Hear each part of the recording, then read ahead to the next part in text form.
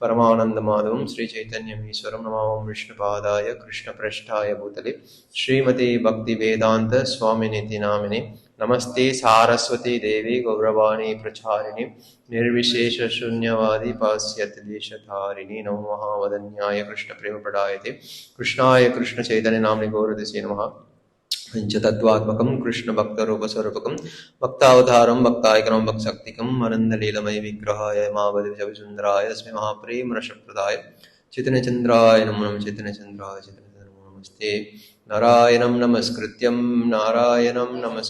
नरं चैव नरोत्तमं देवीं सरस्वती व्यासं ततो जयमुदीरये नस्तप्राय भद्रेषु नित्यं भागवतं सेवया भगवती उत्तमश्लोके भक्तिर्भवती नैष्टिकी ओम नमो भगवते वासुदेवाय ओम नमो भगवते वासुदेवाय ओम नमो भगवते वासुदेवाय ஓகே, ஹரே கிருஷ்ணா. ஸோ இன்னைக்கு நம்ம ஸ்ரீமத் பாகவதம் முதல் காண்டம் 14வது அத்தியாயம், அதாவது பகவான் ஸ்ரீ கிருஷ்ணருடைய டிஸ்அப்பியரன்ஸ், மறைவு என்று எங்க பிரபுபாதர் தலைப்பு கொடுத்திருக்கிறாரு. சொல்லுங்க ப்ரோ, சொல்லுங்க ப்ரோ, சொல்லுங்க ப்ரோ.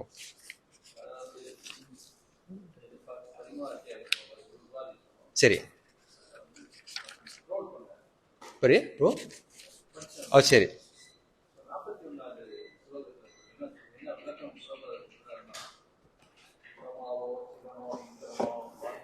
ஓகே. 41 ஓகே.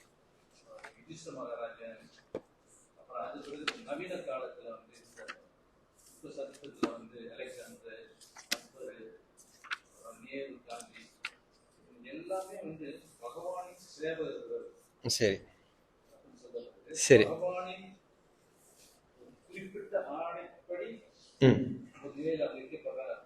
சரி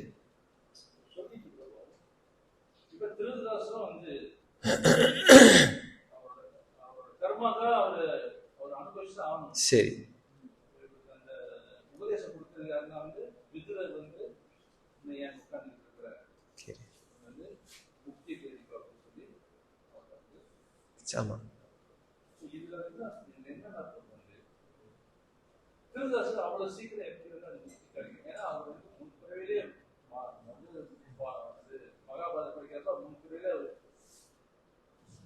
ஆமா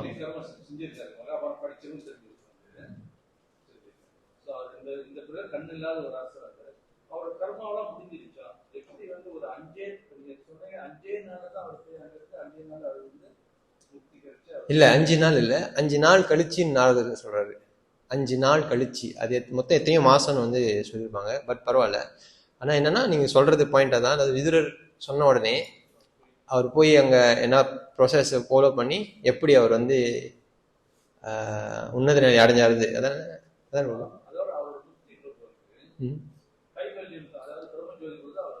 சரி. ஆமா சரி சரி.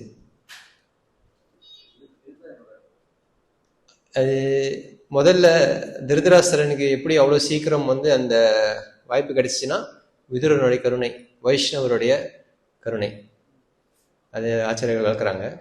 அதே சமயத்துல அவருக்கு ஏன் பகவான் லோகத்தை போய் இந்த பிரேம பக்தி அடைய முடியலன்னா, அந்த பாண்டவர்களுக்கு அவர் செஞ்ச அபராதங்கள் என்று வளர்க்குறாங்க.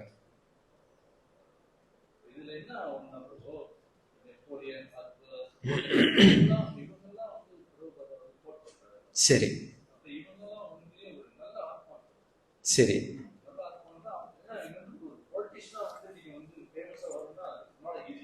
சரி.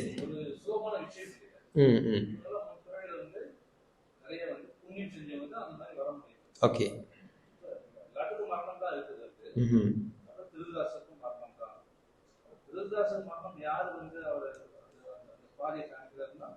விதுரர்.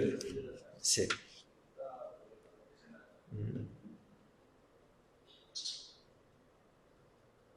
நீங்க பார்க்கலாம் பரப்போர்ல சொல்றாரு, Brahma, Shiva, Indra, Chandra, Maharaj Yudhishthira, in modern history, Napoleon, Akbar, Alexander, Gandhi, சுபாஷ் and Nehru all servant of the lord. Right தானே பிரபு சொல்றாரு? எல்லாருமே வந்து பகவானுடைய சேவகர்கள். And they are place and remove from their respective position. பகவானுடைய ஆணையினால அங்க இருக்கிறாங்க, அதுக்கப்புறம் இல்லை. அடுத்த லைன்ல பிரபு சொல்றாரு, none of them are independent சொல்றாரு.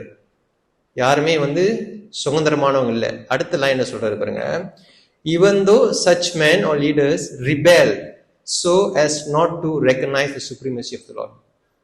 இந்த லிஸ்ட்ல இருக்கிறவங்க எல்லாருமே வந்து சமயங்கள்ல ரிபெல்னா ஒத்து போறதுலன்னு வச்சுக்கலாம். பிரபு சொல்றாரு பாருங்க, ஈவன் தோ ஒரு பால் அவங்க வந்து ஒத்து போலனா கூட, பிரபு அடுத்த என்ன சொல்றாரு, they are put under still more rigorous law of material world by different miseries. பிரபு சொல்றாரு. அடுத்து நீங்க அடுத்த லைன்ல பார்க்கலாம், only foolish men says there is no God அப்படின்னு பிரபு சொல்றாரு. இவங்கெல்லாம் வந்து அப்கோர்ஸ் நல்ல தலை சிறந்தவர்கள் தான், ஆனா இவங்களே சில பேர் ரிபேலியஸ் கேரக்டர்ஸ் வந்து இருக்கிறாங்க அப்படின்னு வந்து இந்த ப்ரோப்போர்ட்ல சொல்றாரு.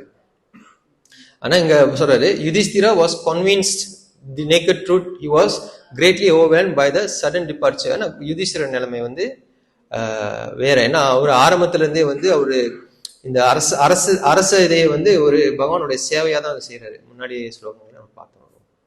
அதான் சரி, நம்ம 13 பார்க்கலாம். 14 தானே, 14 disappearance of lord Krishna. Okay, 14வது அத்தியாயம், முதல் காண்டம், முதல் ஸ்லோகம். சூத உவாச்ச சம்பிரஸ்திதே துவாரகாயம் ஜிஷ்ணோ பந்து டிதிக்ஷயா ஞாதும் ச புண்ணிய ஸ்லோகஸ்ய கிருஷ்ணஸ்ய ச விஜேஸ்திதம். Okay, translation. மொழிபெயர்ப்பு. பொருளுரை தவிர சரணாரவிந்த பக்தி வேதாந்த ஸ்வரூபாதிக்கு ஸ்ரீ சூத கோஸ்வாமி கூறினார், பகவான் ஸ்ரீ கிருஷ்ணரை கண்டு அவரது அடுத்த நடவடிக்கைகளை அறியவும் மற்ற நண்பர்களை காணவும் அர்ஜுனன் துவாரகைக்கு செல்கிறார். ஓகே, இப்ப என்ன ஆகுதுனாக்கா, அர்ஜுனன் இப்ப யுதிஷ்டிரோட நிலைமை வந்து நம்ம பார்த்தது வந்து அவர் வந்து ஒரு கால சீராயிட்டாரு. இப்ப அர்ஜுனன் வந்து துவாரகையில் என்ன நடக்குது என்றது அந்த நிலைமையை பார்க்கறதுக்காக அவர் வந்து துவாரகைக்கு போறார் என்று இந்த முதல் ஸ்லோகத்துல சூத்த கோஸ்வாமி சொல்றார். இரண்டாவது ஸ்லோகம் டிரான்ஸ்லேஷன். சில மாதங்கள் கழிந்தன, அர்ஜுனன் திரும்பி வரவில்லை. யுதிஷ்டிர மகாராஜின் பிறகு அச்சமூட்டும் சில கெட்ட சகுனங்களை காண ஆரம்பித்தார். ஓகே, அப்ப அர்ஜுனன் வந்து துவாரகைக்கு வந்து அங்க துவாரகாவாசிகளும் கிருஷ்ணரும் அங்க அந்த நிலைமை எப்படி இருக்குன்னு பாக்கிறதுக்காக போன அர்ஜுனர் வந்து இங்க போட்டிருக்கிறாங்க, did not return after few months அப்படின்னு வந்து போட்டிருக்கிறாங்க. அப்ப அதனால யுதிஷ்டிர மகாராஜாவுக்கு வந்து ஒரு சந்தேகம் வந்து வருது. ஏன்னா சில அவசனங்களை வந்து அவர் அங்க கண்டாரு. பலதேவ வித்யாபூஷன் இந்த சில மாதங்களை 7 மாசம் சொல்றாரு. அவர் போய் 7 மாசம், அது வர ஸ்லோகத்தோட பிரபா சொல்லியிருப்பாரு. ஓகே, அப்ப யுதிஷ்டிர மகாராஜா அர்ஜுனன் வந்து துவாரகைக்கு போன அர்ஜுனன் திருப்பி வராதனால ரொம்ப யோசிச்சுக்கிட்டு இருக்கிறாரு, என்ன ஆச்சு, நல்ல கெட்ட கெட்ட சகுனங்களா வந்து அவர் வந்து கவனிக்கிறாரு. Okay, 3-4 translation. நித்திய காலத்தின் போக்கு மாறிவிட்டதை கண்ட அவர், இது நினைக்கவே பயங்கரமாக இருந்தது. பருவகால ஒழுங்குமுறைகள் விளைவுகள் ஏற்பட்டன. பொதுமக்கள் பேராசைக்காரர்களாகவும் கோபக்காரர்களாகவும் ஏமாற்றுபவர்களாகவும் மாறியிருந்தனர். மேலும் அவர்கள் வாழ்க்கை தேவைக்காக தீய வழிமுறைகளை கையாள்வதையும் அவர் கண்டார். ஓகே, இப்ப என்னன்னாக்கா இது நாள் வரைக்கும் படிங்க. நண்பர்களுக்கு இடையிலுள்ள விவகாரங்கள் உட்பட எல்லா சாதாரண விவகாரங்களிலும் வஞ்சகம் நிறைந்துவிட்டது. மேலும் குடும்ப விவகாரங்களிலும் கூட தாய், தந்தையர், மகன்கள், சகோதரர்கள் மற்றும் நலன் விரும்பிகள் ஆகியோருக்கு இடையில் எப்பொழுதும் கருத்து வேற்றுமைகள் ஏற்பட்டன. கணவன் மனைவி இடையிலும் கூட எப்பொழுதும் அவநம்பிக்கையும் சண்டையும் இருந்து வந்தது. ஓகே, அப்போ இந்த 3வது 4வது ஸ்லோகத்துல இங்க என்ன சொல்றாருனாக்கா நீங்க பார்க்கலாம், யுதிஷ்திர மகாராஜா கெட்ட சகுனங்களை அவர் அங்க கவனிக்கிறாரு. கெட்ட கெட்ட சகுனங்களை அவர் அங்க பாக்குறாரு என்றது இங்க சொல்றாங்க.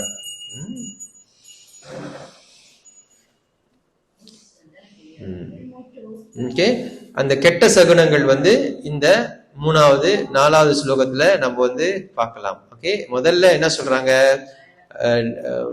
Direction of eternal time changed, அப்புறம் இர்ரெகுலரிட்டிஸ், அதாவது இந்த பருவ காலங்கள் எல்லாம் மாறி போச்சு அப்படின்னு சொல்றாரு. அடுத்து மனிதர்கள் ரொம்ப பேராசை பிடிச்சவங்களாங்க ஆகுறாங்க.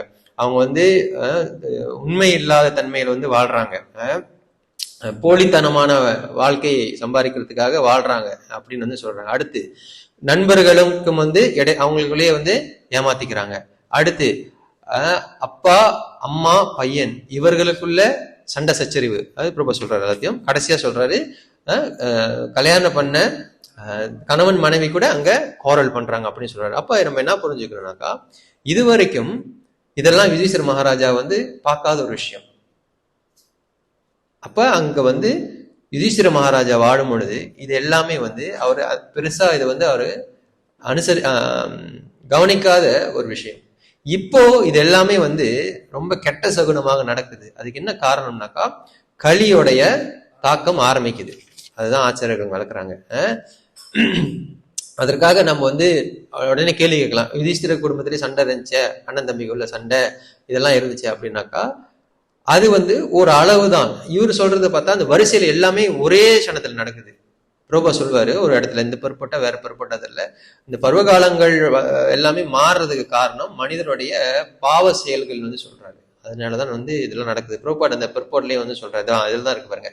The change of seasonal regulation refers to one season atmosphere become manifest in another season. For example, rainy becomes transferred autumn. அதாவது வெவ்வேறு காலங்களுடைய தன்மை வெவ்வேறு காலங்கள்ல ஏன் வருதுனாக்கா, man becomes too greedy for wealth and power அப்படின்னு சொல்றாரு. மனிதர்கள் சுயநலமாக வாழ்றதுனால இதெல்லாம் நம்மளுக்கு கிடைக்கக்கூடிய தாக்கங்கள் என்று சொல்லப்படுகிறது. பிரபா சொல்றாரு, இவ்வளவு மோசமான சூழ்நிலையில கூட நம்மளுக்கு ஒரே நல்கதி இருக்கு. என்னது, நம்மளுக்கு எல்லாருக்கும் இந்த துன்பத்துக்கு காரணம் என்னன்னாக்கா அறியாமை.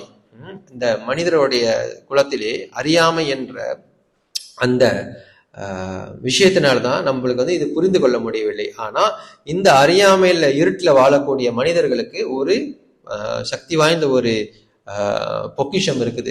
புறப்பாடுல சொல்றாரு, in this age of degradation the powerful sun is there to distribute light. அப்ப இருட்டாக இருக்கக்கூடிய இடத்துல ஒரு வெளிச்சமாக ஒரு விஷயம் இருக்கு. அது என்னது, இந்த ஷேப் ஆஃப் ஸ்ரீமத் பாகவதம் சொல்றாரு.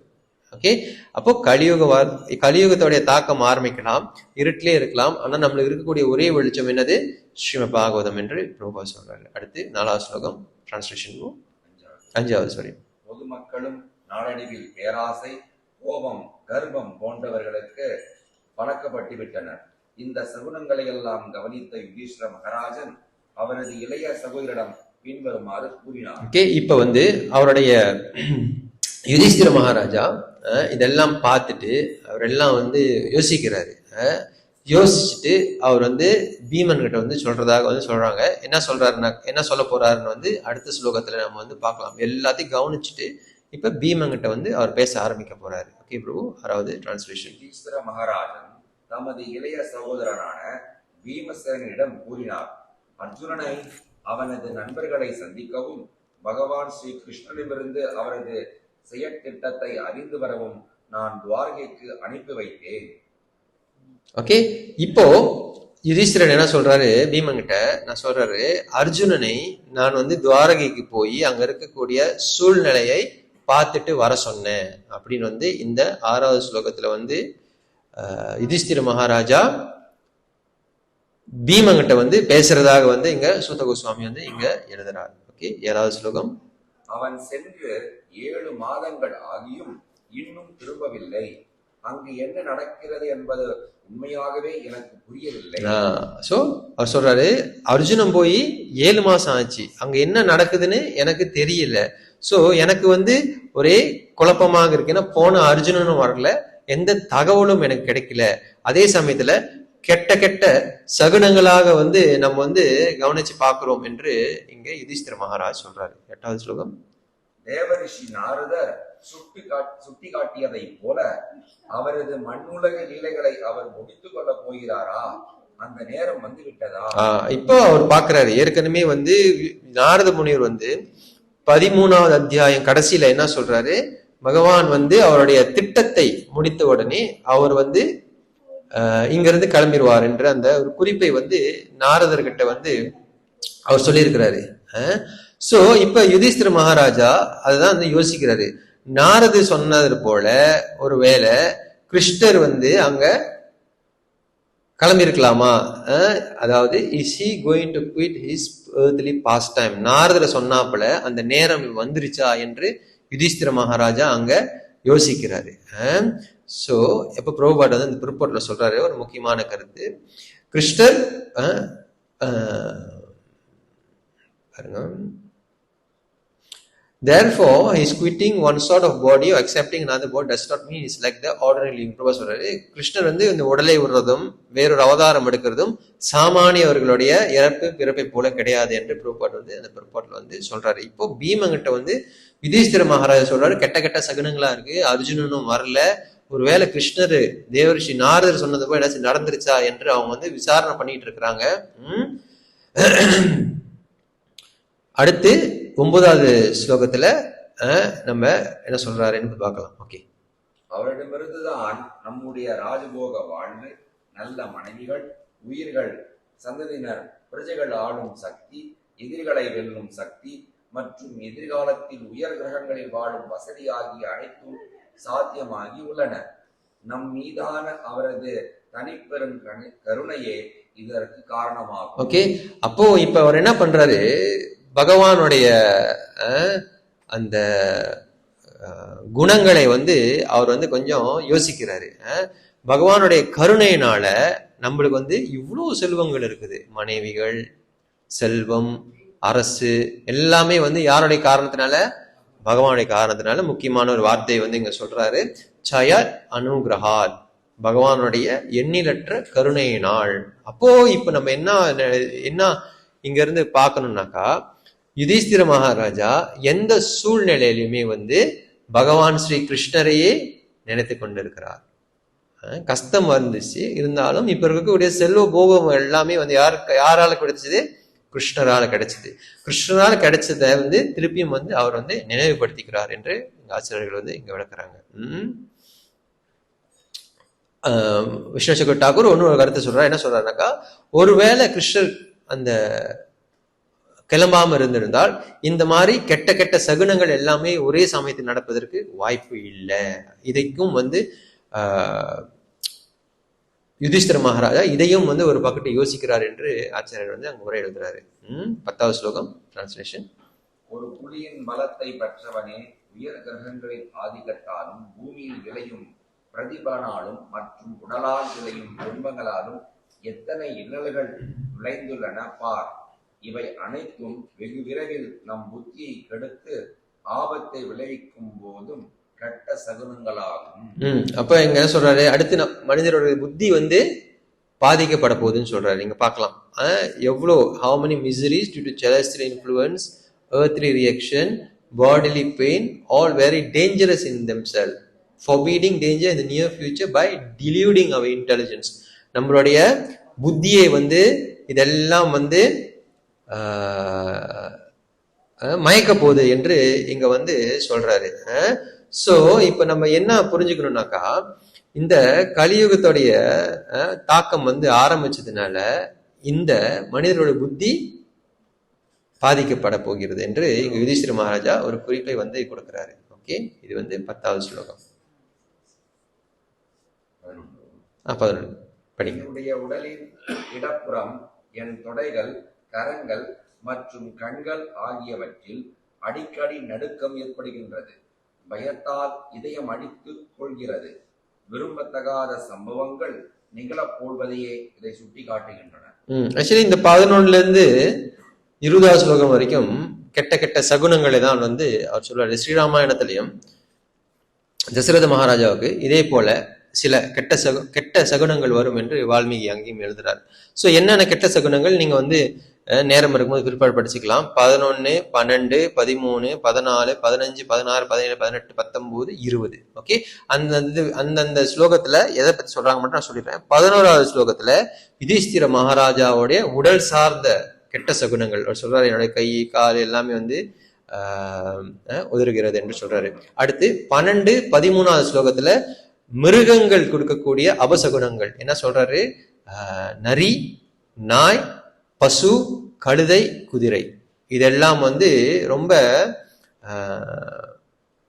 சாதாரணமாக இல்லாமல் விசித்திரமா நடந்து கொள்ளுது. 12வது ஸ்லோகம் 13வது ஸ்லோகம் மிருகத்தை வந்து குறிக்குது.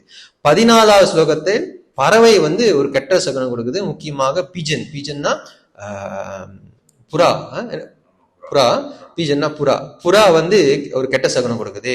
கோட்டான் அப்புறம் காக்கை இதெல்லாம் வந்து கெட்ட சகுனம் கொடுக்குது. அப்போ 14வது ஸ்லோகத்துல பறவைகளை பத்தி எல்லாமே கெட்ட சகுனங்கள் வந்து எப்படி நடக்குதுன்னு வந்து இந்த வர ஸ்லோகத்துல அவ்வளவுதான் நடக்க போகுது. அது எப்படின்னு வந்து இங்க கவனிக்கிறாங்க.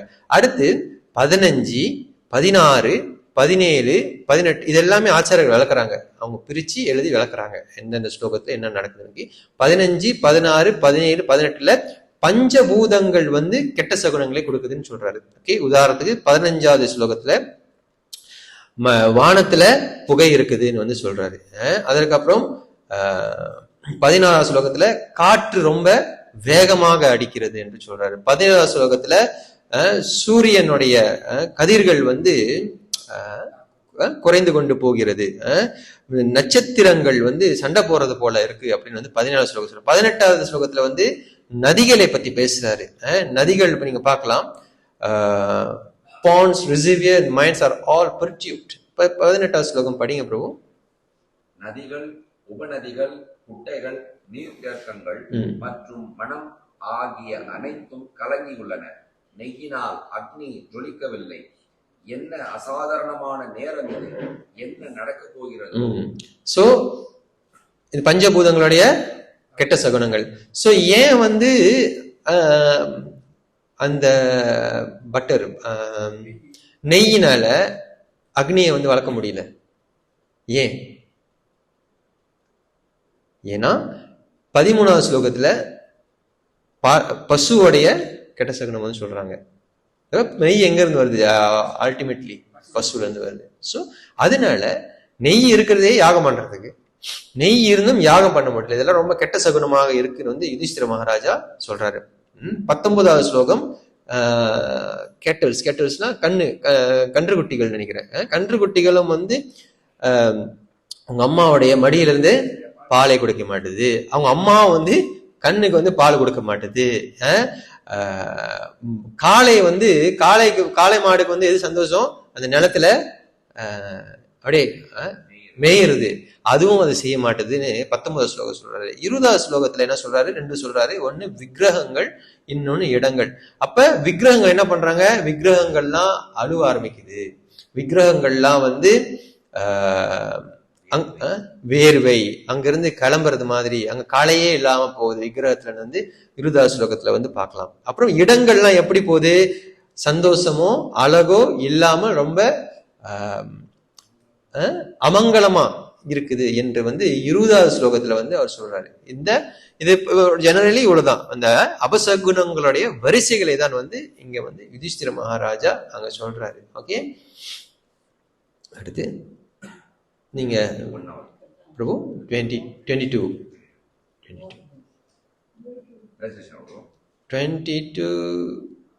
டிரான்ஸ்லேஷன். பிராமணரான சௌனகரே, அச்சமயத்தில் பூமியில் காணப்பட்ட கெட்ட சகுனங்களை கண்டு யுதிஷ்டிர மகாராஜர் தமக்குள் சிந்தித்தவராய் இருக்கையில் யதுபுரியிலிருந்து துவாரகையிலிருந்து அர்ஜுனன் திரும்பி வந்தார். ஓகே, இப்படிலாம் வந்து இந்த கெட்ட சகுனங்கள்லாம் யுதிஷ்டிர மகாராஜா கண்ணு பார்த்து அதை வந்து அப்சர்வ் பண்ணி பீமங்கிட்ட பேசிட்டு இருக்கும் பொழுது அங்க யாரா ரொம்ப நாளா அவங்க காத்துக்கிட்டு இருந்த அர்ஜுனன் 7 மாசம் சென்று திருப்பியும் அங்க இடத்துக்கு வரா. ஓகே, அடுத்து 23 ஓகே, இப்ப அர்ஜுனன் வந்த உடனே அர்ஜுனோட நிலை எப்படி இருக்கும்? ஏற்கனவே யுதிஷ்டர் மகாராஜாவுக்கு வந்து ஒரு சந்தேகத்துல இருக்கு, என்னமோ தப்பா நடந்து போச்சுன்னு. இப்ப அர்ஜுனன் எந்த சூழ்நிலையில வராரு என்று நம்ம இங்க பார்க்கலாம். 23 படிங்க. தமது பாதங்களில் அவர் சிரம் தாழ்த்தி வணங்கிய பொழுது அவரது சோகம் புதுமையாக இருப்பதை அரசர் கவனித்தார். அவரது சிரம் தாழ்ந்திருந்தது, அவரது தாமரை கண்களில் இருந்து கண்ணீர் உருண்டு ஓடியது. அப்போ முதல்ல அர்ஜுனன் மூஞ்சில சந்தோஷம் கிடையாது. இப்போ உதாரணத்துக்கு அவர் கிருஷ்ணனை பார்த்துட்டு வந்திருந்தாருனாக்கா எப்படி இருக்கணும் அவரு? அதுதான் வந்து இங்க சொல்றாங்க. அவர் அழுவுறாரு, அவர் வந்து தலையை வந்து தொங்க போட்டுருக்கிறாரு எல்லாம் அவங்க சொல்றாங்க. இதெல்லாம் பார்க்கும் பொழுது யுதிஷ்டிர மகாராஜாவுக்கு சந்தேகம் வந்து இன்னும் அதிகமாக வந்து அவருக்கு வந்து அந்த கியூரியாசிட்டி வந்து வருது. ஓகே, 24. மன வருத்தத்தினால் அர்ஜுனனின் ஒளிவிழந்த தோற்றத்தை கண்ட அரசர் யுதிஷ்டிரர் நாரத முனியின் குறிப்புகளை நினைவு கூர்ந்து நண்பர்களுக்கிடையில் இருந்த அவரிடம் வினவினார். அப்போ திருப்பியும் வந்து நாரதர் சொன்ன அந்த குறிப்புகளை வந்து யுதிஷ்டிர மகாராஜா திருப்பியும் அதை நினைவுபடுத்திக்கிறார். நினைவுபடுத்திக்கிட்டு அப்ப அங்க இருக்கக்கூடிய மத்தியில் இருக்கக்கூடிய நண்பர்கள்கிட்ட அவர் பேசுவதாக இங்க வந்து அடுத்த ஸ்லோகத்துல இருந்து நம்ம பார்க்கலாம். 25. யுதிஷ்டிர மகாராஜன் கூறினார், அன்புள்ள சகோதரனே, மது, போஜா, தசார்ஹா, ஆர்ஹா, சாத்பத, அந்தக மற்றும் யது வம்சத்து அங்கத்தினர்கள் போன்ற நமது நண்பர்களும் உறவினர்களும் அவர்களது நாட்களை மகிழ்ச்சியாக கழித்து வருகின்றார்களா என்று தயவு செய்து என்னிடம் கூறு.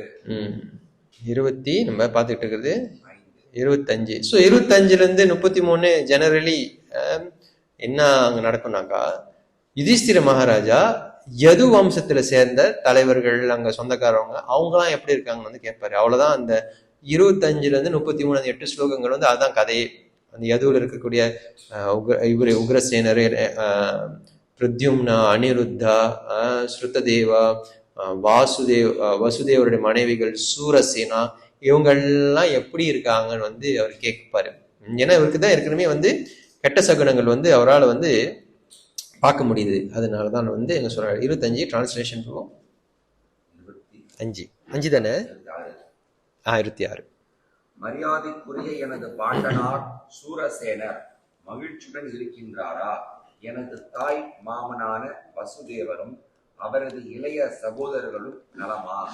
ஓகே, அதேதான். சூரசேனர் எப்படி இருக்கிறாரு, வசுதேவர் எப்படி இருக்கிறாரு, வசுதேவருடைய தம்பிகள் எல்லாம் எப்படி இருக்காங்க. 26வது ஸ்லோகம். அடுத்து 27. தேவகியை தலைமையாக கொண்ட அவரது 7 மனைவிகளும் சகோதரிகளாவர். அவர்களும் அவர்களது மகன்களும் மருமகன்களும் மகிழ்ச்சியாக இருக்கிறார்கள். பேசிக்கலி தேவகியோட ஃபேமிலியில எல்லாம் சந்தோஷமாக இருக்கிறாங்களான்னு வந்து அவர் கேட்கிறாரு. அடுத்து 28, 29. தீயவனான கம்சனை மகனாக பெற்ற உக்ரசேனரும் அவரது இளைய சகோதரரும் இன்னும் உயிருடன் இருக்கின்றார்களா? 2 தீகரும் அவரது மகன் கிருத்தவர்மனும் மகிழ்ச்சியுடன் உள்ளனரா? அக்ரூரர், ஐந்தர், கத, சாரணர் மற்றும் சத்ருஜித் ஆகிய அனைவரும் நலமா? பரமபுருஷரும் பக்தர்களின் காவலனுமான பலராமர் எப்படி இருக்கிறார்? இப்ப எல்லாத்த பத்தியும் கேட்கிறாரு. இது முக்கியமா நீங்க பார்க்கணும். கச்சித் ஆஸ்தே சுகம் ராமோ பகவான் சாத்வதாம் பிரபு. அதாவது முக்கியமா வந்து பலராமரை பத்தி அவர் சொல்லும் பொழுது அவர் எப்படி சொல்றாரு, என்ன போட்டிருக்காங்க? பரமபுருஷரும் பக்தர்களின் காவலர். பக்தர்களின் காவலர். மற்றவங்களுக்கெல்லாம் வந்து எந்த வகையான ஒரு எதுவுமே சொல்லல, அடைமுறை எதுவுமே இல்லை, நேரா வந்து சொல்லிடுவாரு. ஆனா பலராமருக்கு மட்டும் அவர் அங்க சொல்றாரு ப்ரொடெக்டர் ஆஃப் த டிவோட்டிஸ் அப்படின்னு சொல்றாரு. ஸோ அது ஏன் ஆச்சாரியர் விளக்குறாங்க. நம்ம என்ன புரிஞ்சுக்கணும்னாக்கா, இந்த டிவோட்டிஸ் ராமோ. ஸோ அப்ப அங்க என்ன சொல்றாங்க, நம்ம என்ன புரிஞ்சுக்கணும்னாக்கா, டிவோட்டிஸ் பக்தர்கள்னாலே வந்து பகவானுடைய சேவகர்கள். அதான் டிவோட்டிஸோடைய அர்த்தம். அந்த பகவானுக்கு சேவை பண்ணக்கூடிய முழு தன்மை அல்லது பகவானுக்கு சேவை பண்ணக்கூடிய அந்த முழு அனுபவத்துல எப்பவுமே இருக்கக்கூடியவர் பலராமர். சோ அதனால பக்தர்கள் பகவானுக்கு சேவை பண்றதுக்கு விருப்பம் அடைகிறதுனால ஏற்கனவே பகவான் சேவையில முழு அனுபவத்தில் இருக்கக்கூடிய பலராமனால மட்டும்தான் பக்தரை காப்பாற்ற முடியும். அதுதான் எங்க ஆச்சாரியர் விளக்குறாங்க. பிரபோட்ல சொல்றாரு, Rama or Balaram is the protector of the devotees. Baladev act as his spiritual master of all devotees, and his causeless mercy the fallen souls are delivered. அப்போ பிரபோட் முடிக்கிறாரு, therefore it is particularly mentioned Balaram is the protector of devotees. By his divine grace only one can approach Lord Sri Krishna, and thus Balaram is the mercy incarnation of the Lord manifested as spiritual master. புரியுதுங்களா? அப்போ பக்தர்களுக்கு எது பலம்? பக்தர்களுக்கு பக்தி பாதையில் இருக்கக்கூடியவர்களுக்கு எது பலம்? குருவுடைய கருணை தான் பலம். அந்த குருவுடைய கருணை எங்க இருந்து வருது? பலராமர்கிட்ட இருந்து வருது. அதனாலதான் அங்க சொல்றாங்க பலராமர் ப்ரொடெக்டர் ஆஃப் த டிவோட்டீஸ் என்று ஆச்சாரியர்கள் விளக்குறாங்க. அடுத்து 30வது ஸ்லோகம். அடுத்து இந்த பிரத்யும்ன அனிருத்தரை பத்தி கேட்பாங்க. விருஷ்டி குடும்பத்தின் பெருந்தளபதியான பிரத்யும்னர் எப்படி இருக்கிறார்? அவர் மகிழ்ச்சியுடன் இருக்கிறாரா? மேலும் பரமபுருஷரின் விரிபங்கமாகிய அனிருத்தர் நலமா? ஓகே, அடுத்து உங்களுக்கு தெரியும் அந்த இவங்க எல்லாம் நல்லா இருக்காங்களா? பேசிக்கலி இது என்னன்னா இந்த குடும்பத்தில் இருக்கக்கூடியவங்க எல்லாம் நல்லா இருக்காங்களா?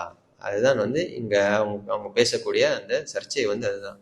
31 பகவான் ஸ்ரீ கிருஷ்ணரது மகன்களின் தலைவரான சுரேஷ்ணர், சாருதேஷ்ணர் போன்றவர்கள் ஜாம்பவதியின் மகனான சாம்பன் மற்றும் ரிஷிபர் ஆகிய அனைவரும் அவர்களது மகளுடன் நலமாக இருக்கிறார்களா? அதாவது பகவானுடைய பிள்ளைகள் பிற்போட்ல சொல்றாரு, பகவானுக்கு எத்தனை மனைவிகள்?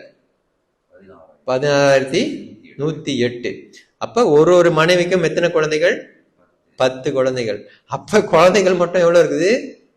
1,61,080 குழந்தைகள் இருக்குன்னு பிரபோட்ல சொல்றாரு. சோ அவங்க எல்லாம் பிரபு சொல்றாரு, அவங்க எல்லாரும் பெருசாயிட்டாங்க, அவங்களுக்கும் பல குழந்தைகள் இருக்குது, அவங்களும் பெரிய ஒரு குடும்பத்தை சார்ந்து இருக்கிறாங்க என்று பிரபோட்ல சொல்றாரு. அப்ப சொல்றாரு the whole aggregate was something near அது என்ன கணக்கு கொடுத்துருக்காரு? 1,61,0800. 1,00,000 அது 1,610,800 ஃபேமிலி மெம்பர்ஸ். அப்ப கிருஷ்ணனுடைய குடும்பத்துல 1 கோடி மக்கள் குடும்பத்திலே இருக்குதுன்னு சொல்றாரு.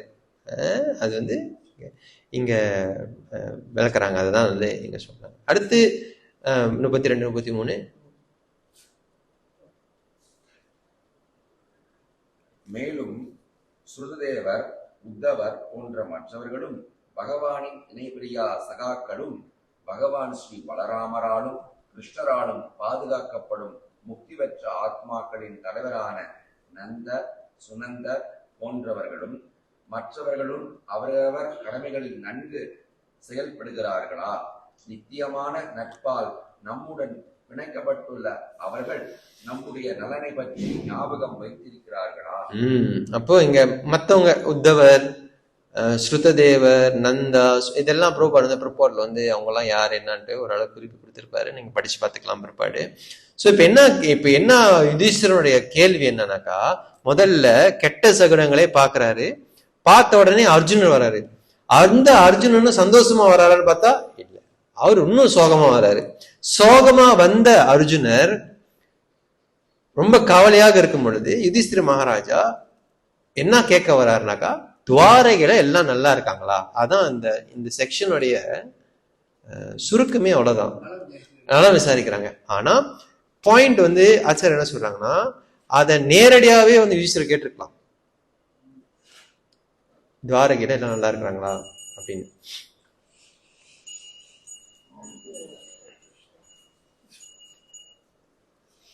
நேரடியாகவே யுதிஷ்டிர மகாராஜா ஒரே வார்த்தையில கேட்டிருக்கலாம், துவாரகையில எல்லாம் நல்லா இருக்கிறாங்களா?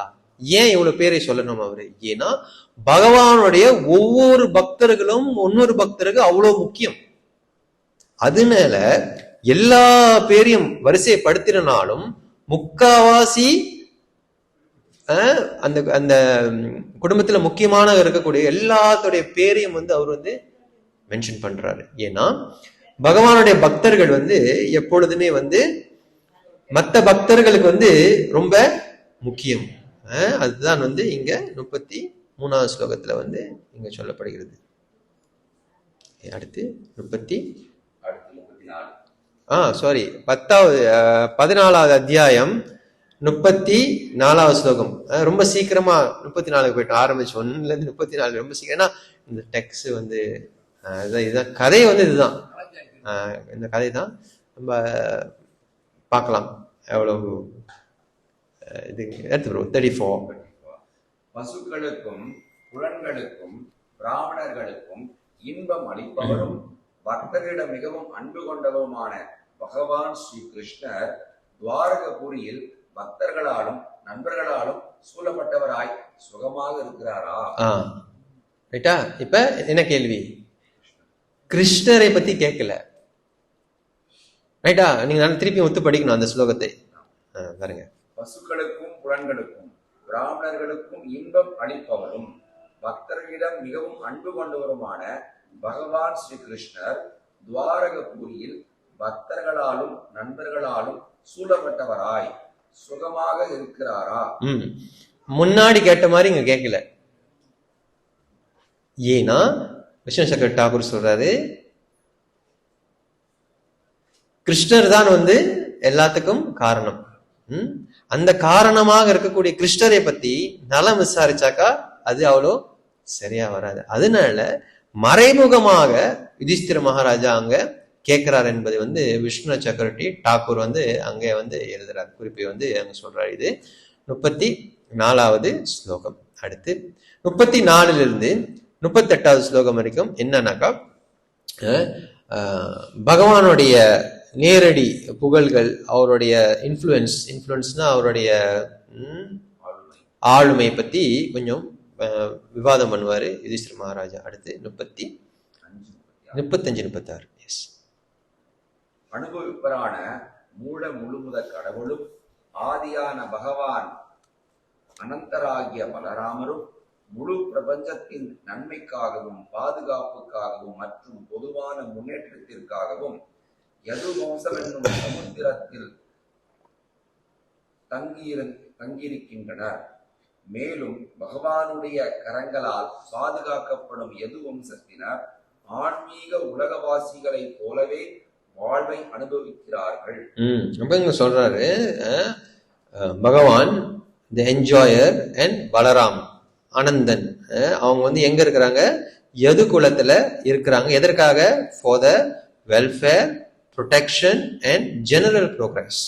அதாவது அவங்களுடைய பாதுகாப்பு, அவங்களுடைய நன்மை, அதுக்கப்புறம் அவங்களுடைய உலகத்துடைய general progress of the entire universe. அப்ப அந்த யது குடும்பத்தை சார்ந்தவர்கள் வந்து பகவானுடைய கரங்களால பாதுகாக்கப்படுகிறது. சோ அவங்க வந்து பகவானுடைய நேரடி சம்பந்தம் அங்க இருக்கிறதுனால அங்க இருக்கக்கூடிய அந்த துவாரகா வாசிகள் எப்படி இருக்கிறாங்க? ஆன்மீக லோகத்துல எப்படி பகவானோட சகாக்களோட இருக்கிறாரோ அந்த மாதிரி இருக்கிறாங்க என்பதை வந்து இங்க அவர் வந்து சொல்றாரு. யுதிஷ்டிர மகாராஜா வந்து சொல்றாரு. அடுத்து 37வது ஸ்லோகம். சத்யபாமா முதலான துவாரகபுரி ராணிகள் சேவைகளிலேயே மிக முக்கியமானதான பாத சேவையை பகவானுக்கு செய்து அவரை திருப்திப்படுத்துவதாலேயே தேவர்களை தோற்கடிக்கும்படி அவர்கள் பகவானை சுற்றினர். இவ்வாறாக வஜ்ராயுதங்களை ஆடுபவருடைய மனைவிகளின் தனிப்பட்ட உரிமைகளையும் ராணிகள் அனுபவித்தனர். அடுத்து சொல்றாரு, simply by administrating comfort lotus feet of the Lord, which is the most important in all service. அப்ப அங்க இருக்கக்கூடிய ராணிகள் சத்தியபாமா தலைமையில என்ன பண்றாங்க? பகவானுடைய பாதத்துக்கு சேவை பண்றாங்க. சோ அங்க இருக்கக்கூடிய ராணிகள் இப்ப என்னன்னா, இப்ப எல்லாம் நல்ல விஷயமா வந்து யுதிஷ்டர் சொல்றாரு. ரைட்டா? முதல்ல என்ன சொல்றாரு? அங்க இருக்கிறவங்க வந்து ஆன்மீக உலகத்துல இருக்கிற போன இருக்கிறாங்க. அப்புறம் இப்ப சொல்றாரு ராணிகள் அவங்க வந்து தலை சிறந்த சேவையான பாத சேவை செய்யறாங்க. இதற்கு முன்னாடி முதல்ல சகுனங்களை பத்தி பேசினாரு. ரைட்டா? அப்ப அர்ஜுனன் இருந்தாங்க. அர்ஜுனோட மூஞ்சை பார்த்த உடனே ஏதோ ஒரு நல்ல விஷயம் இருக்காதா என்ற அந்த ஆசையில இந்த மாதிரி நல்ல விஷயங்களை அர்ஜுனனுக்கு ஒரு ஆறுதலா இருக்கிறதுக்காக அவர் சொல்றாரு. அதான் நல்ல விஷயங்கள். அதான் பகவானுடைய அந்த பொட்டன்சியை பத்தி தான் வந்து இங்க பேசுறாரு. அடுத்து 38வது ஸ்லோகம். எது வம்சத்தின் சிறந்த வீரர்கள் பகவான் ஸ்ரீ கிருஷ்ணரின் கரங்களால் எப்பொழுதும் பாதுகாக்கப்பட்டிருப்பதாலே எந்த விஷயத்திலும் அவர்களுக்கு அச்சமில்லை.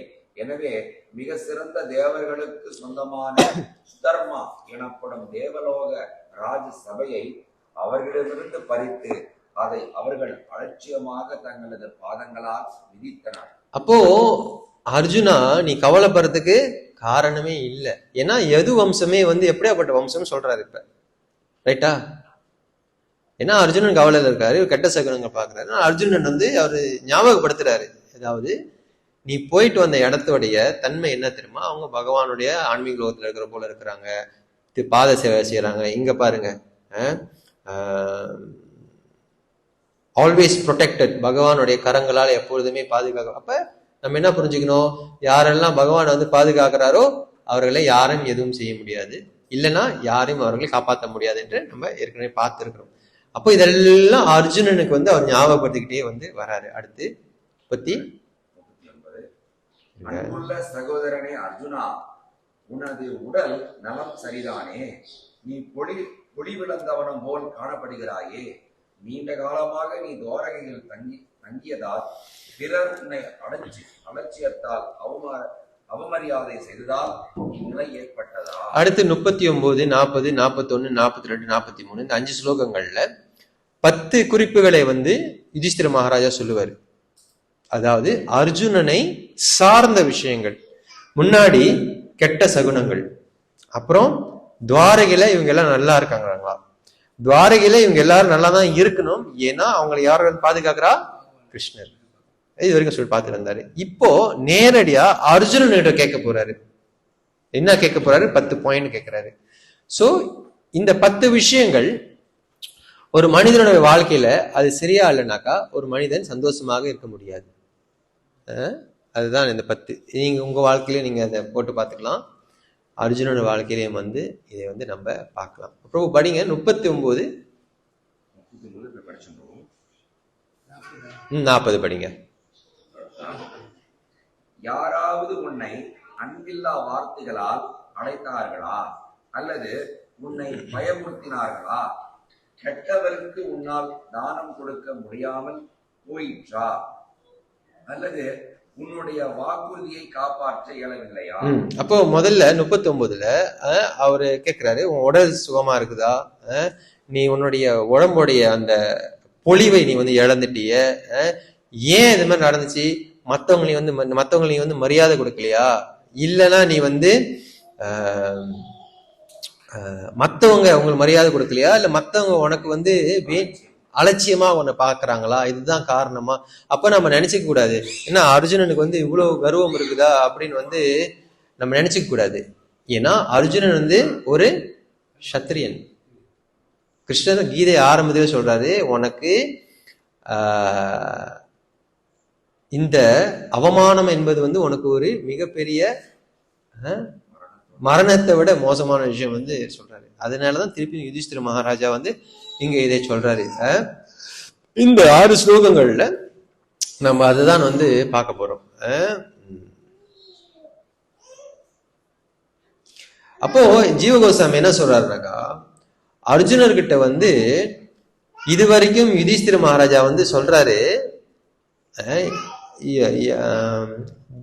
யது வம்சத்தை சேர்ந்தவர்கள் வந்து எந்த வகையான குறையும் இருக்க முடியாது, ஏன்னா அவர்கள் வந்து கிருஷ்ணரால வந்து பாதுகாக்கப்படுகிறார்கள், ரைட்டா?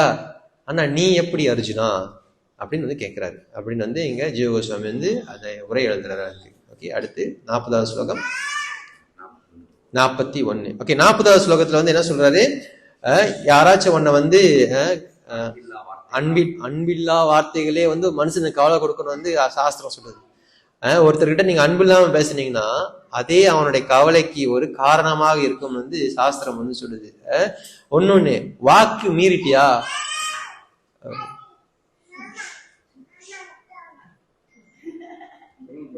வாக்கு மீறிட்டீங்களா அப்படின்னு வந்து கேட்கிறாரு. அப்போ முன்ன வாழ்ந்த மக்கள்லாம் வந்து ஒரு வாட்டி சொல்லிட்டாங்கன்னா அந்த வாக்கை அவங்க வந்து எப்பொழுதுமே வந்து நிறைவேற்றுவாங்க. ரைட் தானே? இப்ப இல்ல. அப்போ யுதிஷ்டிர மகாராஜா வந்து அங்க கேக்குறாரு, வாக்கு மீறிட்டியா அப்படின்னாக்கா அர்ஜுனன் வந்து இதற்கு முன்னாடி வந்து அப்படி செஞ்சதே கிடையாது. ஒரு கால் நீ செஞ்சிருந்தாக்கா அது வந்து உனக்கு கவலையை கொடுக்கும். அப்ப நம்மளும் ஒருத்தர்கிட்ட வாக்கு கொடுத்து அதை செய்ய முடியலன்னா கவலையாக இருக்க வேண்டும். அதான் பாயிண்ட். வேற என்ன சொல்றது? தானம் கொடுக்கல, இருந்தா தானே கொடுக்க, நம்ம இருந்தா தானே கொடுக்கறதுக்கு, நம்மகிட்ட ஒண்ணுமே இல்லை. அப்புறம் அர்ஜுனன் அப்படி கிடையாது. அர்ஜுனன் பெரிய சத்திரியர். அடுத்து 41. பிராமணர்கள், குழந்தைகள், பசுக்கள், பெண்கள் மற்றும் நோய்வாய்ப்பட்டவர்கள் போன்ற ஜீவன்களை எப்பொழுதும் காப்பவரான நீ இருக்கின்றாய். உன்னிடம் பாதுகாப்பை தேடி வந்த அவர்களுக்கு உன்னால் பாதுகாப்பு. அப்ப கேக்குறாரு, உங்ககிட்ட யாராச்சும் பாதுகாப்பு கேட்டு வந்தவர்களுக்கு உன்னால பாதுகாப்பு கொடுக்க முடியலையா? இதுவும் ஒரு மனுஷனுக்கு கவலையை கொடுக்கும். உதாரணத்திற்கு உங்ககிட்ட வந்து யாராச்சும் உதவி கேட்கறாங்கனாக்கா உங்களால அதை செய்ய முடியலனாக்கா பார்க்க போனா நீங்க என்ன பண்ணணும்? கவலைப்படணும். அதுதான் பாயிண்ட். அர்ஜுனருக்கு ஒரு பக்தர் இருக்கட்டும், நம்மளுக்கு அதான பாயிண்ட். நீங்க பார்க்க போனா கவலைப்படணும். 42. இது ரொம்ப சீக்கிரமா முடிச்சிடலாம், ஏன்னா இப்படிதான் அந்த கோர்வை அப்படிதான் இருக்கும். ப்ராப்பர் பாயிண்ட்ஸ் நிறைய கொடுத்திருக்கிறாரு. அது இதுதான் நான் அப்புறம் சம்மரைஸ் பண்றேன், கடைசியா எழுதிக்கங்க. அப்புறம் 42. தீய ஒழுக்கமுள்ள ஒரு பெண்ணுடன் நீ தொடர்பு கொண்டாயா? அல்லது தகுதியுள்ள ஒரு பெண்ணை நீ முறையாக நடத்தவில்லையா? அல்லது வழியில் உன்னை விட தாழ்ந்த அல்லது உனக்கு சமமான ஒருவரால் தோற்கடிக்கப்பட்டாயா? ஓகே, அவர் சொல்றாரு, யாராச்சும்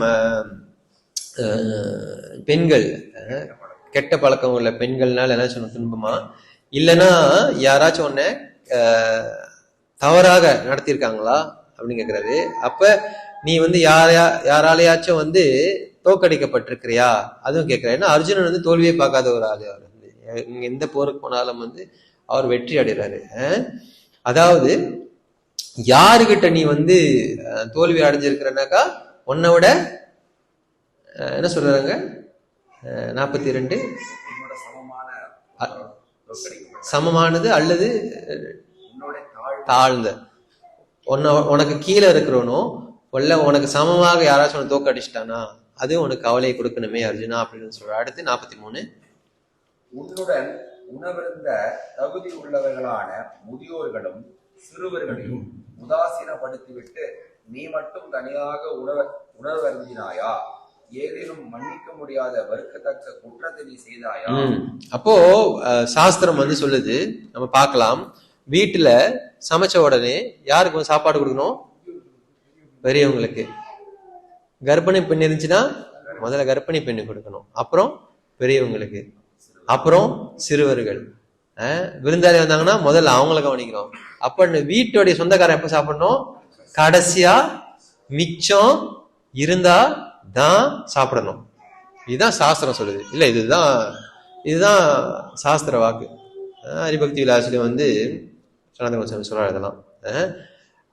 இப்ப அவர் கேட்கிறாரு, அந்த மாதிரிலாம் வந்து செஞ்சாக்கா அர்ஜுனனுடைய குடும்பத்துக்கு அந்த கவலை, நம்மளுக்கு இல்ல. ஏன்னா நம்மளுக்கு அந்த விஷயமே ஒரு பெரிய விஷயமா தெரியலையே. எப்ப என்ன சாப்பிட வேண்டியதான், பசிச்சுக்கிறப்பெல்லாம் வாயில போட்டுக்கிட்டே இருந்தா இது என்ன வாயா இல்ல மிஷின் ஆயிரும். அப்ப என்ன ஆகுது? வாயில போட்டுக்கிட்டே இருக்கும் பொழுது ஜீரண சக்தி குறைஞ்சு போயிடும் நம்மளுக்கு. நீங்க வந்து இது எல்லாமே வந்து ஒரு காரணம் இருக்குது. உதாரணத்துக்கு சமைச்சு பகவானுக்கு அர்ப்பணம் பண்ணி நீங்க வந்து எல்லாருக்கும் பரிமாறும் பொழுது உங்களுடைய வயிற்று இருக்கக்கூடிய பெரியவங்களுடைய அக்னியோடைய உஷ்ண நிலைமை வேற, சிறுவர்களுடைய வயிற்றுடைய அக்னியோடைய அந்த செரிமான தன்மை வேற.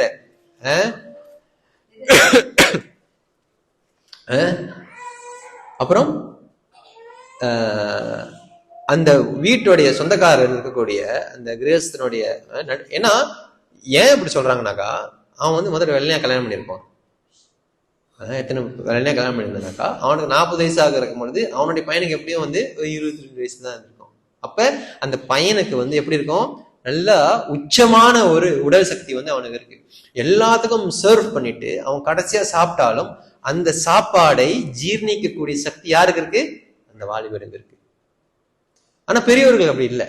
அவங்க பசி எடுத்தா நீங்க வந்து சாப்பிடணும். ஏன்னா அவங்களுடைய அந்த அதனாலதான் சாப்பிட்றதுக்கு முன்னாடி பிரபா சொல்றாரு என்ன பண்ணக்கூடாது, தண்ணி குடிக்க கூடாது. ஏன்னா நீங்க தண்ணி குடிச்சிட்டீங்கன்னா அந்த அந்த குடல்ல இருக்க அந்த அக்னியை வந்து தண்ணி ஊத்தி அழைக்கிறீங்க. அந்த அக்னி தான் கிருஷ்ணர் கீதையில சொல்றாரு, இந்த அக்னி தான் உங்க இப்ப உதாரணத்திற்கு இங்க நிறைய குப்பைகள் இருக்கு. இந்த குப்பைகளை எரிக்கணும்னாக்கா முதல்ல அக்னி நல்லா எரியணும்.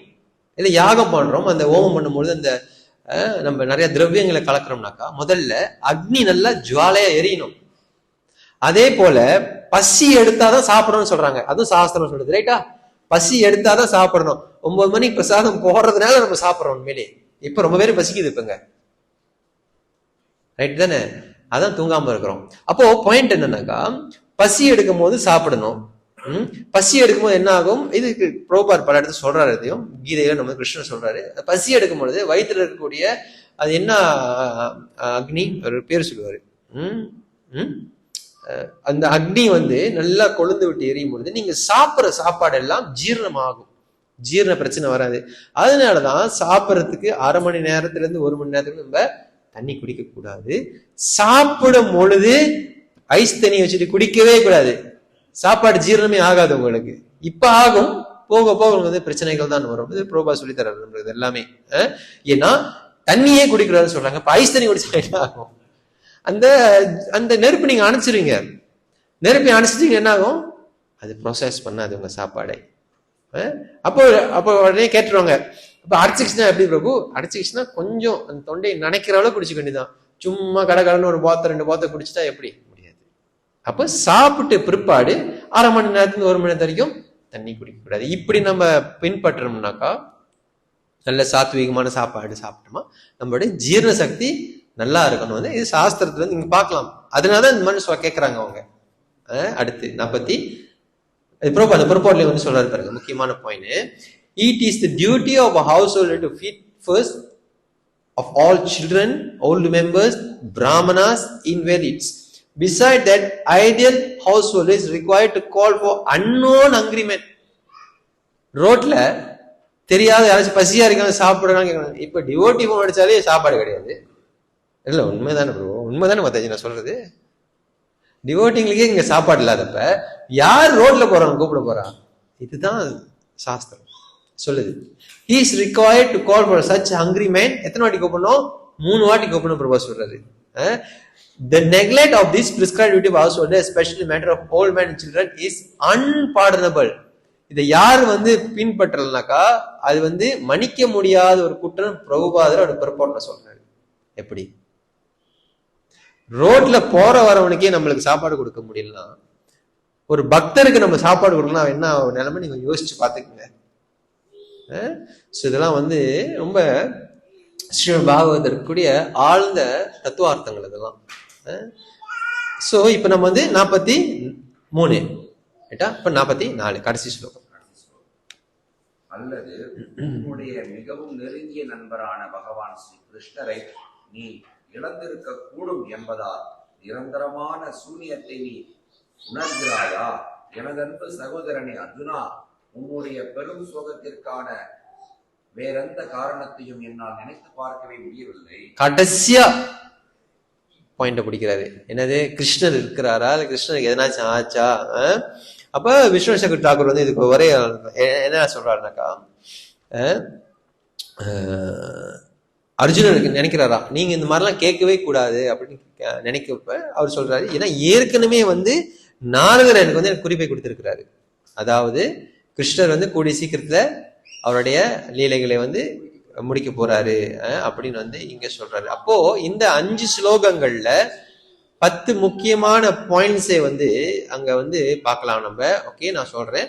39வது ஸ்லோகத்துல முதல்ல என்ன சொல்றாருனாக்கா, உன்னுடைய ஆரோக்கியம் சரியா இருக்குதான்னு கேட்கிறாரு. ஓகே, ஏன்னா நீ வந்து உன்னுடைய உடலுடைய எஃபலஜன்ஸ், உன்னுடைய உடம்புடைய தேஜஸ் வந்து குறைஞ்சிருச்சு அப்படின்னு சொல்றாரு. அதே 39வது ஸ்லோகத்துல இன்னும் கேட்கிறாரு, யாராச்சும் உனக்கு வந்து மரியாதை தக்க நடந்துக்கிட்டாங்களா, இல்ல யாராச்சும் உன்னை சரியா கவனிக்கலையா என்ற இந்த ரெண்டு விஷயம். உடம்பு சரியா இருக்குதா, உன்னை யாராச்சும் அவமரியாதையா நடந்துக்கிட்டாங்களா, இல்ல யாராச்சும் சரியா நடத்தலையா என்று 39. 40வது ஸ்லோகத்துல யாராச்சும் உன்னை வார்த்தைகளால தண்டிச்சிருக்கிறாங்களான்னு கேட்கிறாரு.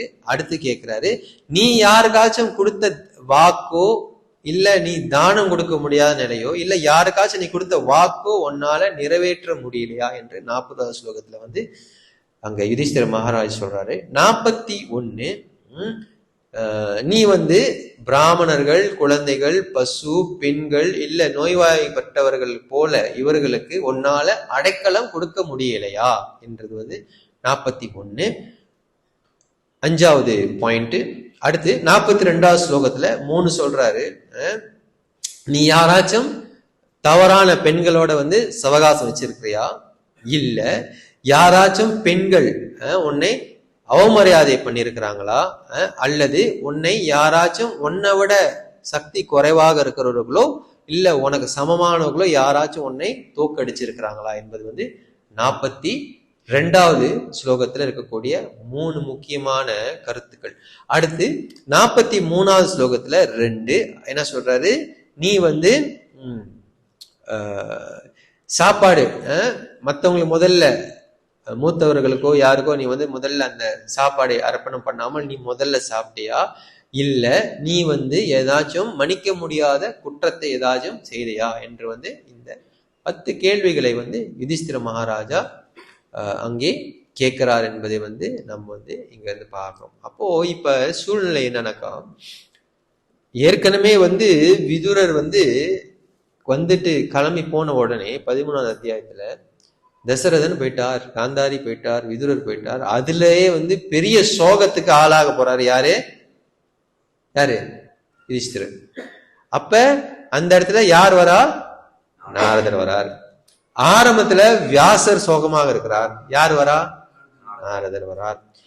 யுதிஷ்டிரர் குழப்பம் அடைஞ்சு ராஜ்யமே வேணான்னு சொல்றப்ப யார் அவருக்கு உபதேசம் பண்றா, பீஷ்மர் உபதேசம் பண்றார். ரைட்டா?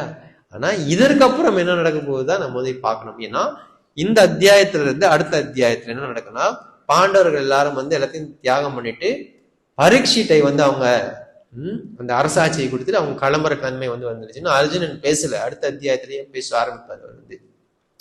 அப்ப அவர் வந்து இந்த பாண்டவர்கள் வந்து அவர்களுடைய அந்த கடமையிலிருந்து அவர்கள் வந்து வெளியாகும் பொழுது அங்க வந்து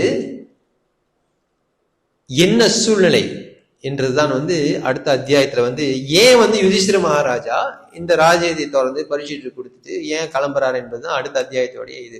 ஆனா இப்ப அவருக்கு என்ன ஒரு சந்தேகம், இப்ப என்ன நம்ம புரிஞ்சுக்கணும்னாக்கா, யுதிஷ்டிர மகாராஜா எவ்வளோ பெரிய ராஜாவாக இருந்தாலும் அவர் வந்து எல்லாத்தையுமே ஆள்ற. பரீட்சித் மகாராஜ் வந்து பிரபா சொல்றாரு எம்பரர் ஆஃப் த வேர்ல்ட்னு சொல்றாரு. ரைட்டா?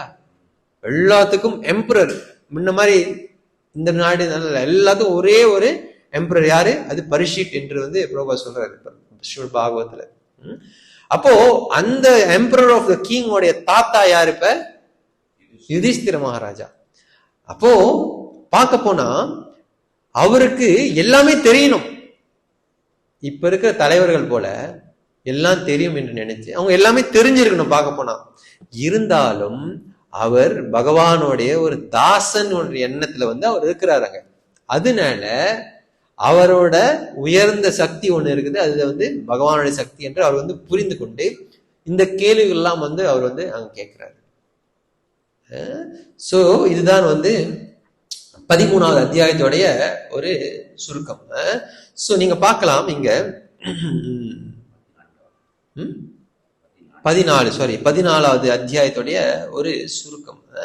சோ இந்த அத்தியாயத்துல ஜெனரலி ஏற்கனவே நாரதர் சொன்னாப்புல கிருஷ்ணர் கிளம்பி இருப்பாரா கிளம்பி இருக்க மாட்டாரா என்ற அந்த விஷயத்தினால பல அபசகுணங்களை வந்து யாரு யுதிஷ்டிர மகாராஜா பாக்குறதுனால அவருக்கு வந்து ஒரு குழப்பம் வருது. அந்த குழப்பத்தை வந்து நேரடியாகவும் அவர் கேட்கல அர்ஜுனன் கிட்ட. இந்த அத்தியாயம் கடைசியில தான் கேட்கிறாரு, கிருஷ்ணரை பத்தி கேட்கிறாரு. அப்ப முதல்ல எல்லாத்தையும் கேட்கிறாரு. அப்போ கிருஷ்ணரை அணுகிறதுக்கு முன்னாடி பகவானுடைய பக்தர்கள் முக்கியம். நீங்க பார்க்கலாம், இந்த கோர்வையிலே நீங்க பார்க்கலாம், முதல்ல யார் யாரெல்லாம் சொல்லிட்டு வர்றாரு அப்படின்ட்டு. அப்போ கடைசியில தான் அவர் கிருஷ்ணர் கேட்கிறாரு. எல்லாம் முதல்ல கிருஷ்ணரை கேட்டுட்டு பின்னாடி பக்தர்கள் கேட்கலாம் இல்லையா? ஏன்னா இப்ப அர்ஜுனன் பேச ஆரம்பிக்கல, யுதிஷ்டிர மகாராஜ் எப்படினாலும் கேள்வி கேட்டிருக்கலாம். அப்போ பக்தர்களுடைய கருணை இல்லாமல் நீங்க பகவானை அணுக முடியாது, நேரடியாக பகவானை அணுக முடியாது. இதுதான் அதனுடைய கோர்வை, இதுதான் அதனுடைய தத்துவம். இதுதான் நம்ம முக்கியமா புரிஞ்சுக்கணும். ஓகே, இது 13ஆம் அத்தியாயத்துடைய சுருக்கம். ஏதாச்சும் கேள்விகள், கமெண்ட்ஸ்? காலகட்டங்கள் இருக்கா? அதாவது திருதராஷ்டிரர் வீட்டுக்கு போனது, ஓகே, அப்புறம் நாரதர் செஞ்சது, அந்த காலகட்டங்கள் ஏதாவது ஆச்சரியம் அர்ஜுனன் போனது 7 மாசம் பலதேவ வித்யாபூஷன் சொல்றாரு. அப்ப அர்ஜுனன் போனது திருதராஷ்டிரர் போனது முன்னே போயிட்டாரா? இல்ல, அர்ஜுனன் திருதராஷ்டிரர் கிளம்பினதுக்கு அப்புறம் தான் போறாரு. ஏன்னா நம்ம ஏற்கனவே பார்த்தா பாண்டவர்கள் எல்லாரும் அங்க இருக்காங்க தான் நம்ம பாக்குறோம் முன்னாடி அத்தியாயத்துல. திருதராஷ்டிரன் விதுரன் எல்லாம் கிளம்பிடுறாங்க. அப்புறம் நாரதர் வராரு. அதுக்கப்புறம் அர்ஜுனன் 7 மாசம் போறாரு. அந்த எக்ஸாக்ட் காலகட்டம் மேபி மகாபாரதம் படிச்சோமா நம்மளுக்கு கிடைக்கும். எதுக்கு அப்பனா அர்ஜுனன் போற டைம்ல அங்க எல்லாமே ஆஃப் கோர்ஸ் ஏன்னா முன்னுள்ள டிராவல்ஸ் இப்ப மாதிரி கிடையாது. அவங்க இருக்கிறது இங்க, அது இருக்கிறது அங்க. அப்புறம் அங்க போய் அவருடைய அர்ஜுனுடைய மனோபான்மை எப்படி, எவ்வளவு நாள் மயக்கம் போட்டாரு, எவ்வளவு நாள், அது நமக்கு தெரியாது. அதான் பாயிண்ட். அதுதான் இங்க ஆச்சாரியர்கள் ஒரு அளவுக்கு விளக்குறாங்க. எக்ஸாக்ட் காலகட்டம் நான் எனக்கு படிக்கல, எனக்கு தெரியல எவ்வளவு மாசம். 7 மாசம் பலதேவ வித்யாபூஷன் சொல்றாரு. இந்த பிரபுபாதர் அது நான் படிச்சு எனக்கு ஞாபகம் இல்லை. எக்ஸாக்ட் மாதங்கள் பலதேவ வித்யாபூஷன் 7 மாசம் சொல்றாரு. விஸ்வநாத் சக்கர தாக்கூர் மாசங்களை பத்தி சொல்லலை, நிச்சயமா சொல்லலை. மற்ற உரைகள் ஸ்ரீதர சுவாமி உரை நான் படிக்கல, அது தெரியல. சின்ன இது ரொம்ப ஒரு பெரிய சாப்டர் இல்லாதனால நான் சில உரைகள் நான் ஸ்கிப் பண்ணிட்டேன். ஸோ வேற கேள்விகள்? இந்த அத்தியாயத்துடைய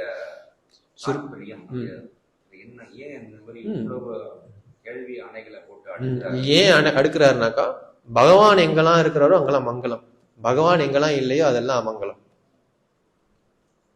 அதுதான் அவங்க சொல்றாரு. ஏன்னா அவர் ஆரம்பத்திலே சொல்றாரு, இதெல்லாம் நடக்குதுனாக்கா கண்டிப்பா கிருஷ்ணர் இருக்கிறதுக்கு கிளம்புறதுக்கு வாய்ப்புகள் இருக்குன்னு ஆரம்பத்திலே நம்ம பாக்குறோம். ஸ்லோகத்தை சொல்லிட்டாரு.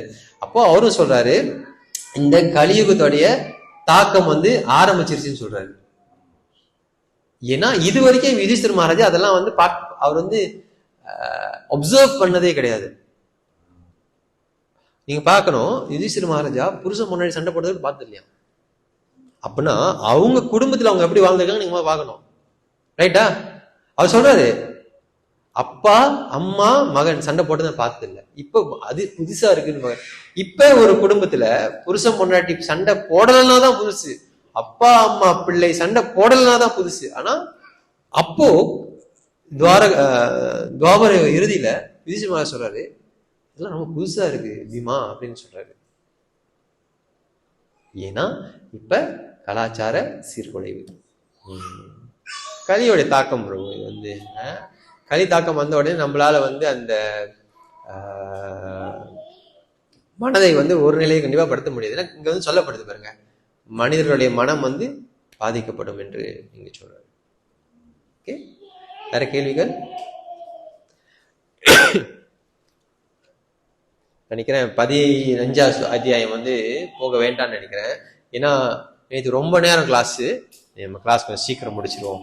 ஏன்னா நான் உள்ளுக்கு போனேன்னா அது இன்னும் டைம் எடுக்கும் நம்மளுக்கு. ஓகேக்கா? இல்லை, நீ கண்டினியூ பண்ண கண்டினியூ பண்ணலாம், எனக்கு பிரச்சனை இல்லை.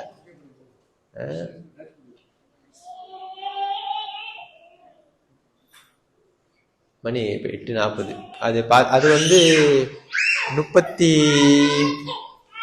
30 எத்தனையோ ஸ்லோகம் இருக்கும் அதுல.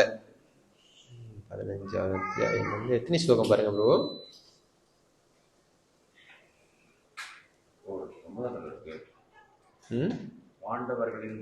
ஆனா இது ஒரே வார்த்தையில முடிச்சிடலாம்.